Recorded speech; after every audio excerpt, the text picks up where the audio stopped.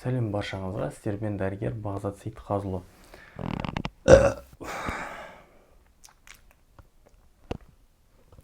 Сәлем баршаңызға, сіздермен дәрігер Бағзат Сейітқазұлы. Бүгін біз сіздерменен буын ауруын емдейтін 3 техника туралы сөйлесетін боламыз. Егер де сіз осы 3 техниканы қолданатын болсаңыздар, сіздердің буын ауру процестері кәдімгідей емдей аласыздар. Жалпы бұл өмірде ешқандай ауру жаңағындай емі жоқ емес, барлық ауруды емдей аласыздар. Ешқандай ауру вечный емес та, мысалға любой аурудың өзінің кілтпен қалай құлыпты ашасыздар, дәл сол секілді любой ауруды емдеуге болады. Оның обязательно түрде несі бар, өзінің емі бар да. Мысалға буын ауруына келетін болсақ, бұл жақта жалпы 3 основной зат бар. Егер осы 3 затты жасасаңыз, буыныңыз емделеді.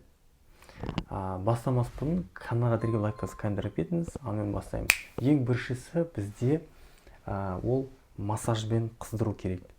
Жалпы буын ауырған кезде, мен алдындағы видеоларда айтқандай, осы механический процестердің кесірінен пайда болады. Механический повреждение суставов деген зат бар. Мысалға мына көріп тұрғандарыңыздай, буынның сүйегі, мынау буын болатын болса, жалпы структурасы, мына екі сүйек, оның сүйектің жоғары жағына тұрған екі хрящевой тканьдар, буынның тканьдары да хрящевой. Оның ортасында тұрған синовиальный жидкость, немесе синовиальдық сұйықтық деп аталады. Одан кейін синовиалды мембрана бар и капсула синовиальды. Осындай структурадан жалпы буын құралады. Енді механический түрі кезінде не болады?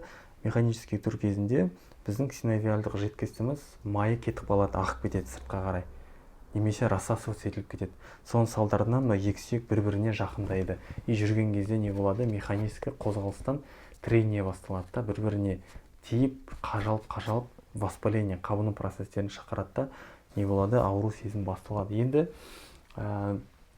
қалай біз емдейміз? Ең біріншісі, сіздер осы буынды массаж жасау керексіздер. Массаж жасаған кезде бұл жерде местный обмен веществ жақсарады. Ішінде жүріп жатқан обмендік процестер жақсарады. Қандай майыздар қолдансаңыздар болады, мысалға, мысалға сіздер гепариновый майыз қолдансаңыздар болады. Мелкий капиллярлар, үлкен капиллярлардың кровообращениесін жақсартады. Гепариновый майыз деген зат бар. Вот сомен күнделікті түрде 10-15 минут болсын, андай гепариновый майызды көп қып жақпаңыздар, кішкене тонкий слоймен жақсаңыздар, соны да жеткілікті болады. Жақсылап массаж жасайсыздар. Одан кейін тағы қандай майдың түрлері қолдансаңыздар болады. Неше түрлі негізі майларды қолдансаңыздар болады буын ауруы кезінде. Мысалға, борсықтың майы болады, қойдың майы, жылқының майы. Бірақтан жылқының майы деген зат кептіріп жіберуі мүмкін. Сол себепті оны көп қатты қолдануға болмайды, бірақ кішкене умеренно жақсаңыздар болады жалпы. Осы майлардың барлығы біздің суставтарымызды жидкісін толықтыруға көмектесетін бірден-бір зат болып табылады. Жалпы емдеудің бірінші техникасы ол бізде массаж. Қолмен жасалатын 10-15 минуттық массаж сіздің аяғыңыздың буын ауруын мысалы емдеуіне көмек болады. Екінші жағдай ол бізде синовиальный жидкостьті толықтыру. Синовиалдық жидкостьті қалай толықтырамыз? Сіздер бұны толықтыру үшін ең біріншісінде сіздер баттар және витаминдер ішу керексіз. Қандай витаминдер дейсіздер ғой? Ең бірінші витамин ол бізде коллаген болып табылады. Коллаген, глюкозамин, хондроитин деген заттар бар. Осының барлығын сіздер ішетін болсаңыздар, мынау көріп тұрғандарыңыздай синовиальдық жидкость орнына келіп бастайды. Тағы да бір метод, бұл жидкостьті толықтыру үшін сіздер плазма лифтинг жасасаңыздар болады. Немесе өзіңіздің клеточный сывороткаңызды қаныңыздан алып, осы буынға құйса болады. Оның қатты ешқандай проблемасы жоқ, негізі жасасаңыздар болады. Ол процедураны примерно бір 5 рет немесе 10 ретке дейін алсаңыздар болады. Сол кезде, опять же таки, біздің синовиальный жидкостіміздің көбеюіне алып келеді.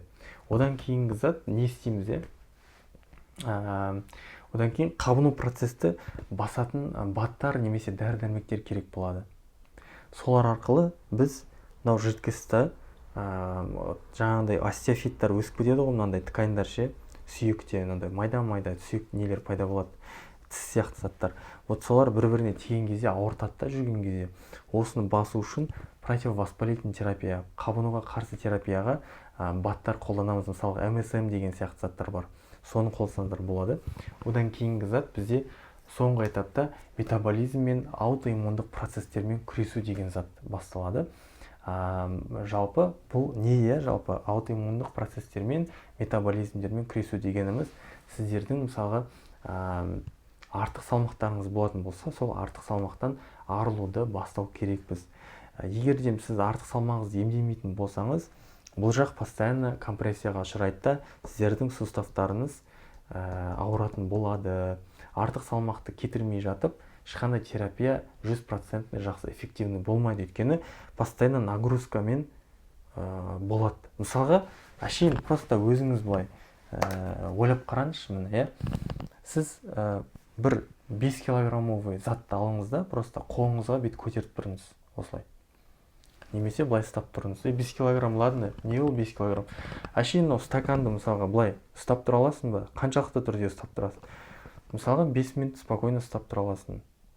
Содан кейін 2 сағат болатын болса, уже қолың анимет етіп қалады, үйіп қалады қолың. 2 сағат уже қиын болады ұстауға. Ал 1 күн ұстап тұратын болса не болады? Қолың еріксіз төменге қарай түсіп кетеді, өйткені бұл шыдамайды, бұл нагрузка, түсінесіз ба? Бұл қазір осы положение, бұл мынау плечевой суставтың нагрузкасына осыған түседі. Барлық нагрузка да, ауыртпалық. А енді ойлап қараңыз, дәл осы вес, мынау кішкентай стаканның весі ғой, бұл где-то бір 250 демесе бір 500 грамм шығар. Ал сіздердің артық салмақтарыңыз соны мына суставтарыңыз ұстап тұрады, түсінесіз ба?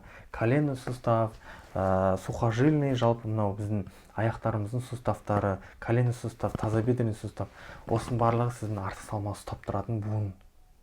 Енді осы ойлаңыз, сіздің қаншалықты түрде артық салмақ болса, соның бәрін ұстап тұрады да. Сол себепті бұлар не болады? Компрессияға ұшырайды. Олар өйткені ондай артық салмаққа арналмағанда бұлар көтере алмайды. Сол себепті механический повреждение басталады. Сол себепті сіздер метаболизммен күресу керексіздер. Метаболизммен күресу дегеніміз артық салмақты жеңу, артық салмақпен айналысу жалпы. Аутоиммундық процестермен күресу дегеніміз питанияңызды реттеу керексіз. Питания жегеніңізге қараңыз, не жеп жатсыз.